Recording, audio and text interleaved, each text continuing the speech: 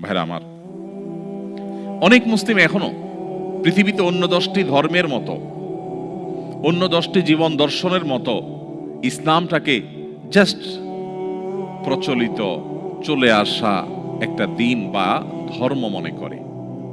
অথচ ইন্নাদ-দীন ইনদাল্লাহিল ইসলাম, আল্লাহ বলেছেন কোরআনে কারিমে দীপ্ত কণ্ঠে, দিন আল্লাহর কাছে একমাত্র ইসলামটাই হলো আল্লাহর কাছে মনোনীত দিন। আল্লাহ বলেছেন, ওয়ামান ইয়াবতাগি গায়রাল ইসলামি দীনান ফালান ইউকবালা মিন, কিয়ামতের দিন ধর্ম হিসাবে, জীবন বিধান হিসাবে ইসলাম ছাড়া অন্য যেই কোনো পদ্ধতি অনুসরণ করে আল্লাহর সামনে উপস্থিত করা হলে সেটা তার কাছ থেকে অ্যাকসেপ্টেবল হবে না, আল্লাহ সেটা গ্রহণ করবেন না। অতএব আমাদের শক্তিশালী ঈমান দরকার প্রতিকূল পরিবেশে নিজেদেরকে টিকিয়ে রাখবার প্রয়োজনে।